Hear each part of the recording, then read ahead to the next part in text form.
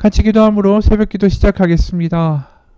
하나님, 사도행전에서 나타나는 놀라운 역사와 기적들이 있습니다. 그들이 핍박과 환난을 당하지만 그럼에도 불구하고 그들 가운데 생생히 살아계시는 성령의 역사들이 그들을 움직이게 했고 그들을 소망하게 했고 그들을 살아가게 했습니다. 하나님, 우리에게도 그런 성령의 위로의 역사, 확신의 역사, 믿음의 역사, 부흥의 역사, 새롭게 하심의 역사, 뜨거움의 역사가 경험되는 하루가 되게 도와주옵소서. 예수님 이름 받들어 기도합니다. 아멘. 오늘은 사도행전 17장 16절에서 34절입니다. 사도행전 17장 16절에서 34절입니다. 바울이 아덴에서 그들을 기다리다가 그 성에 우상이 가득한 것을 보고 마음에 격분하여 회당에서는 유대인과 경건한 사람들과 또 장태에서는 날마다 만나는 사람들과 변론하니, 어떤 에피쿠로스와 스토아 철학자들도 바울과 쟁론할세 어떤 사람은 이르되 이 말쟁이가 무슨 말을 하고자 하느냐 하고, 어떤 사람은 이르되 이방 신들을 전하는 사람인가 보다 하니, 이는 바울이 예수와 부활을 전하기 때문이러라. 그를 붙들어 아레아바고로 가며 말하기를, 네가 말하는 이 새로운 가르침이 무엇인지 우리가 알 수 있겠느냐? 네가 어떤 이상한 것을 우리 귀에 들려주니 그 무슨 뜻인지 알고자 하노라 하니, 모든 아덴 사람과 거기서 나그네된 외국인들이 가장 새로운 것을 말하고 듣는 것 외에는 달리 시간을 쓰지 않음이더라. 바울이 아레오바고 가운데 서서 말하되, 아덴 사람들아, 너희를 보니 범사에 종교심이 많도다. 내가 두루다니며 너희가 위하는 것들을 보다가 알지 못하는 신에게라고 새긴 단도 보았으니, 그런즉 너희가 알지 못하고 위하는 그것을 내가 너희에게 알게 하리라. 우주와 그 가운데 있는 만물을 지으신 하나님께서는 천지의 주제시니 손으로 지은 전에 계시지 아니하시고, 또 무엇이 부족한 것처럼 사람의 손으로 섬김을 받으시는 것이 아니니, 이는 만민에게 생명과 호흡과 만물을 친히 주시는 이심이라. 인류의 모든 족속을 한 혈통으로 만드사 온 땅에 살게 하시고 그들의 연대를 정하시며 거주의 경계를 한정하셨으니, 이는 사람으로 혹 하나님을 더듬어 찾아 발견하게 하려 하심이로되, 그는 우리 각 사람에게서 멀리 계시지 아니하도다.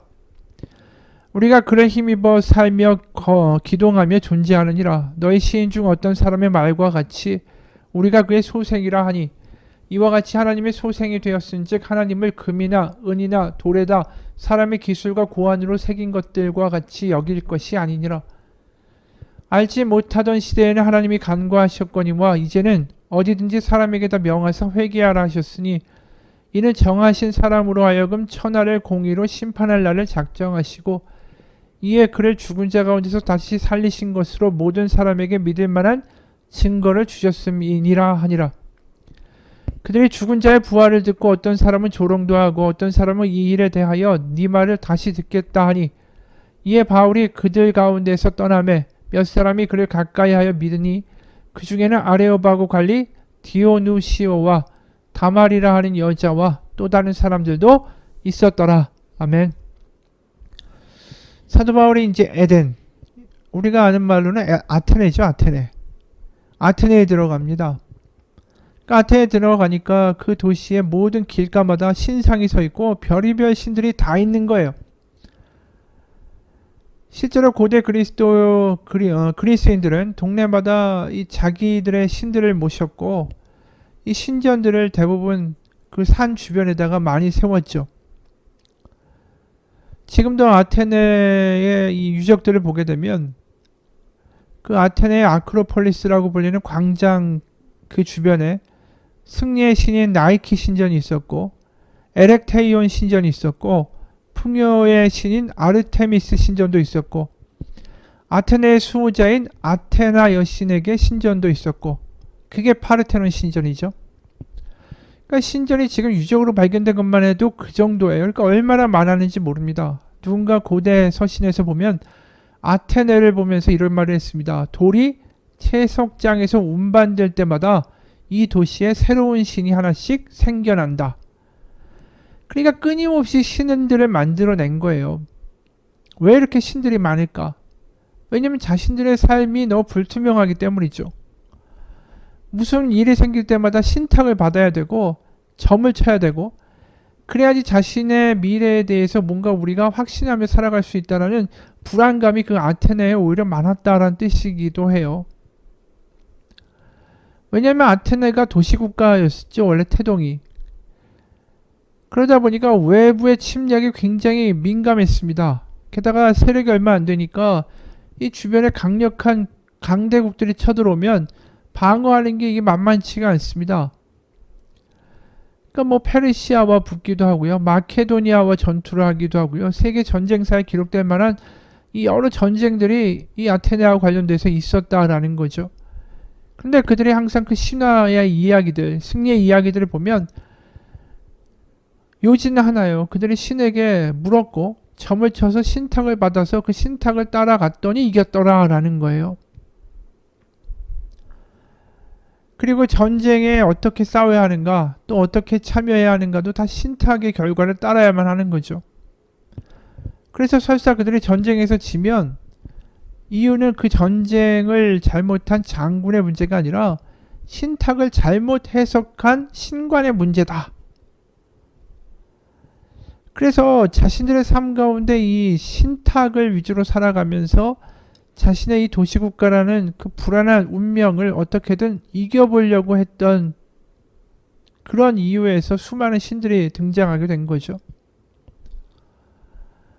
그러니까 자신들의 필요에 따라서 수많은 신들에게 계속 묻는 거예요. 여기 가서 신탁을 묻고 저기서 신탁을 묻고 또 사제가 그 신탁을 해석해 줘야 될 거 아닙니까? 똑같은 점괘가 나와도 어떻게 해석하느냐에 따라 다르니까. 그러니까 이들의 신에 대한 관심이 엄청나게 많은 거죠. 그만큼 미래에 대한 불안감을 어떻게 해소할까에 대한 관심도 많은 거고. 그러니까 사도 바울이 등장하니까 이 사람들이 새로운 신이다. 저 신은 어떠한 이야기를 할까? 관심이 많은 거죠. 23절에 내가 두루 다니며 너희가 위하는 것들을 보다가 알지 못하는 신에게라도 새긴 단도 보았으니. 그러니까 아테네를 돌아다니던 바울이 사방이 다 이 온갖 신들로 가득한 거예요. 심지어 어떤 제단을 가보니까 거기에 알지 못하는 신 이렇게 적혀있는 제단도 있더라는 거예요. 그것을 보면서 이 사도 바울이 무슨 생각이 들겠어요. 하나님은 한 분이고 또 예수 그리스도가 그분의 아들로 이 땅에 오셔서 구원의 역사를 만드신 커다란 그 경륜의 이야기를 가슴에 품고 다니는 사도 바울이 아테네에 돌아간 순간에 이게 무슨 짓을 하는 것이냐 이 사람들이.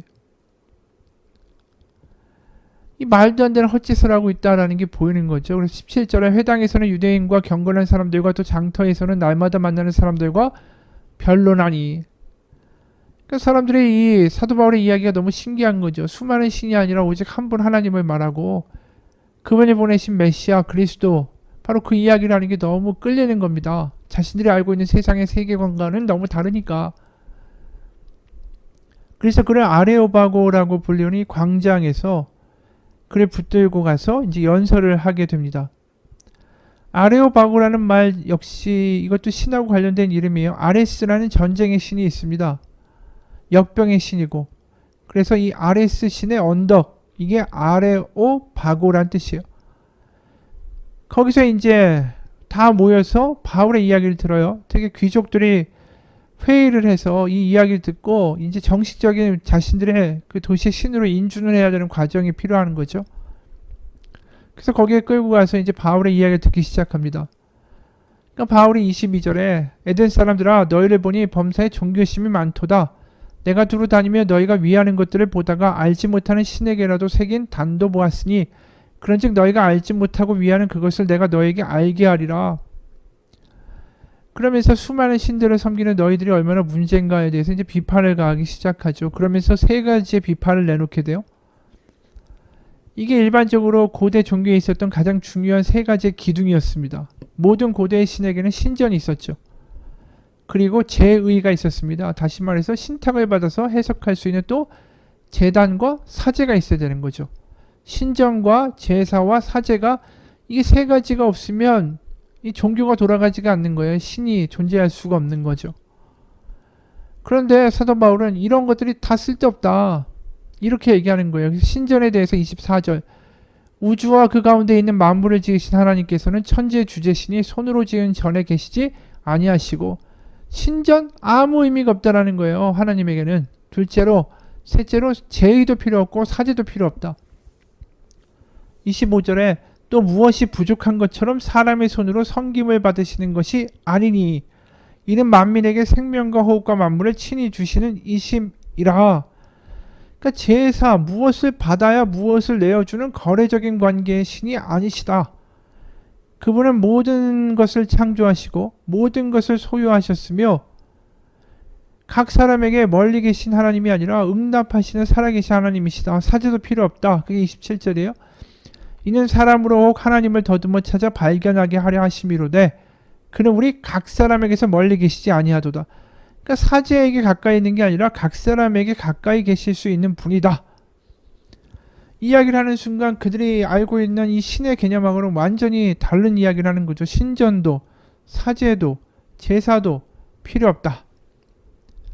그러면서 그 당시 이 아테네의 아주 유명한 스토아파의 이야기를 덧붙이죠. 28절에 우리가 그를 힘입어 살며 기동하며 존재하느니라.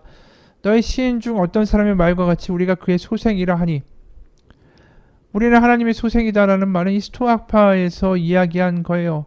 그래서 당신들은 하나님에게 의존하고 하나님으로부터 나온 존재다. 하나님과 가까운 그러한 존재로 살아갈 수 있다. 그래서 신전이나 사제나 제의가 아니다. 이런 이야기를 스토아파의 이야기를 통해서 이야기를 하니까 이 사람들이 혹하는 거죠. 참신한 거예요. 그래서 금이나 의나 돌이나 인간의 기술이나 생각으로 새긴 것과 같지 아니하다. 뭔가 참신한데 30절 이후에 갑자기 이 이야기를 하는 거죠. 알지 못하던 시대에는 하나님이 간과하셨거니와 이제는 어디든지 사람에게 다 명하사 회개하라 하셨으니. 그러니까 그 모든 신전들에 있는 잡신들을 다 폐하라 하셨다라고 하면서 그 이유가 31절에 이는 정하신 사람으로 하여금 천하를 공의로 심판할 날을 작정하시고 이에 그를 죽은 자 가운데서 다시 살리신 것으로 모든 사람에게 믿을 만한 증거를 주셨음이니라 하니라. 그러니까 예수 그리스도가 부활하심으로 정말 하나님은 이제 너희들이 그것을 믿게 되었고 하나님밖에 없다라는 분명한 신앙을 가질 수밖에 없는 증거를 제시하셨다. 부활의 이야기를 하죠. 이 부활의 이야기가 사람들에게 지금 황당하게 들리기 시작한 거예요. 왜냐하면 플라톤주의라는 플라톤의 그 사상을 이어받은 사람들이 있죠. 거기서 뭐라고 이야기하냐면 영은 선한 거고 육은 약한 거다. 그래서 육을 벗고 이제 영으로 살아가는 것은 자유다. 그래서 스토아 학파에서도 세네카라는 사람이 이 걸치적거리는 육체의 짐으로부터 자유케 되는 소망이 우리에게 있다. 플라톤도 육신을 우리가 벗어나야 감옥이다. 그런데 부활은 뭡니까? 그 육신이 다시 살아났다라는 거예요. 그러니까 잘 나가다가 자신들이 믿고 있는 스토아나 플라톤 그리스 철학과는 전혀 반대 이야기를 하니까 사람들이 조롱하면서 이제 이 바울을 믿지 못하게 된 거죠. 우리도 사실은 이런 이야기를 보면서 무슨 생각을 하냐면 세상의 사고방식이 똑같다라는 거예요. 세상이 하나님은 존재해. 신은 있어. 그리고 뭐 여러 가지 잡신이 아니라 오직 하나님 한 분이 있다. 그분이 너희를 낳으셨고 너희를 만드셨고 너희의 그 아버지가 되신다. 거기까지는 사람들이 그럴 수 있다라고 믿죠. 그런데 그리스도 이야기를 하면서 그분이 하나님의 아들이고 그분이 죽으셨지만 십자가에서 부활하셨다. 이야기를 하는 순간 사람들이 하나님을 믿지 못하고 기독교를 믿지 못하는 걸림돌이 되는 거예요. 바로 예수 그리스도의 십자가와 부활을 믿지 못하면 구원을 받을 수 없다. 이것만이 길이다라고 하는 순간에 사람들의 생각과 충돌하게 되는 거죠. 하지만 거기에 진정한 생명이 있다라는 거예요. 그냥 신이 있다. 모든 것을 다스리는 하나님이 있다. 이걸로는 우리에게 복음이 될 수 없습니다. 왜 그럴까? 유기성 목사님이 이런 글을 썼어요. 제가 군목으로 부임한 부대의 지휘관인 연대장이 교회 집사였습니다. 연대장은 저에게 교회에서만 설교하지 말고 내무반을 돌아다니면서 하나님의 말씀을 전해달라고 부탁을 했습니다. 그래서 저녁마다 병사들이 있는 내무반을 찾아갔죠. 인격 지도라는 과목으로 군목에 와서 특별히 말씀을 전한다고 하니까 당직 사관들이 병사들을 다 집합시켜줬지만 한두 군데 다녀보고 저는 너무나 스트레스를 많이 받았습니다. 다들 이 시간을 너무 귀찮아했고 노골적으로 적대감을 드러내곤 했습니다. 눈을 감고 앉아있기도 하고 대부분 멍하게 앉아있고 저도 차츰 알게 됐죠. 그 시간은 병사들이 빨래도 하고 청소도 하고 TV도 보고 책도 보고 편지도 쓰는 그런 시간이었던 겁니다. 그러나 더욱 심각한 것이 있었죠. 나에게는 병사들에게 전할 기쁜 소식이 없었다라는 것입니다. 제가 알고 있던 복음은 병사들에게 기쁜 소식이 아니었습니다. 그것이 저에게는 엄청난 충격이었죠. 사도 바울은 복음이 부끄럽지 않다고 했습니다. 로마는 당시 전세계 정치, 경제, 문화, 군사의 중심지였고 당대 최고의 권력을 가진 황제는 신으로 군림하고 숭배를 받았죠. 하지만 그에 비해서 십자가를 이야기한다는 거, 이건 너무나도 초라했습니다. 로마 교회는 그러기에 너무나도 많은 핍박을 받았죠. 그러면서 십자가에 못 박히고 많은 사람들이 순교했습니다. 그런데 어느 누가 예수를 믿고 싶어 했겠습니까? 예수를 믿는다라는 건 세상의 상식에서 벗어나는 일이었고 십자가를 믿는 일이었고 그래서 복음은 조롱받았습니다.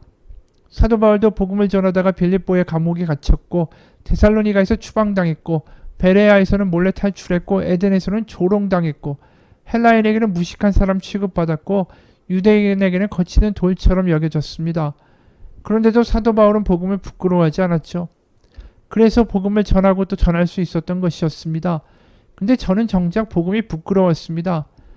저 병사들 결국 안 들을 텐데, 싫어할 텐데, 귀찮아할 텐데 차라리 내가 가지 않는 게 병사들을 위하는 일이라는 생각까지 들었습니다.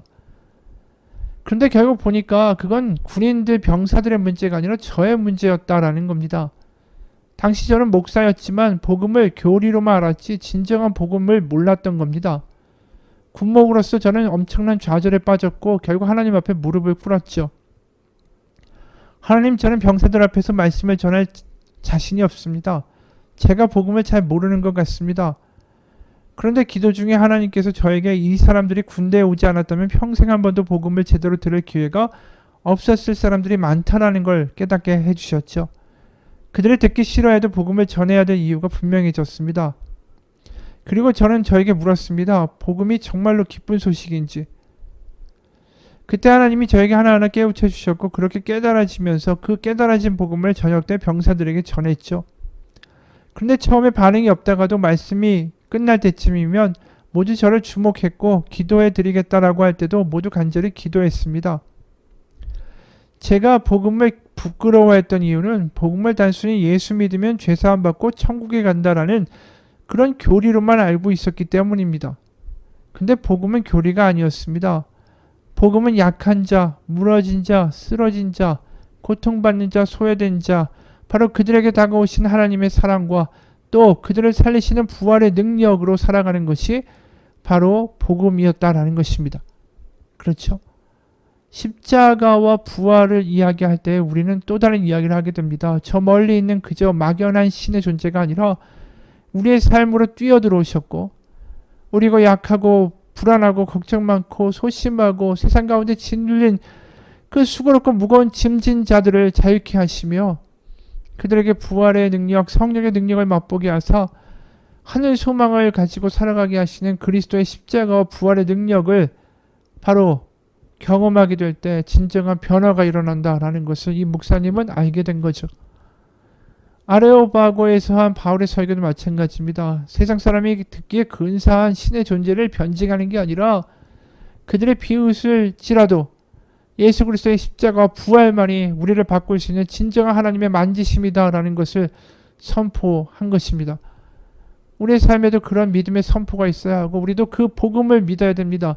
그저 죽어야 천국 간다. 죽으면 우리는 천국 갈 수 있다라는 어떤 입장권을 구매하는 믿음이 아니라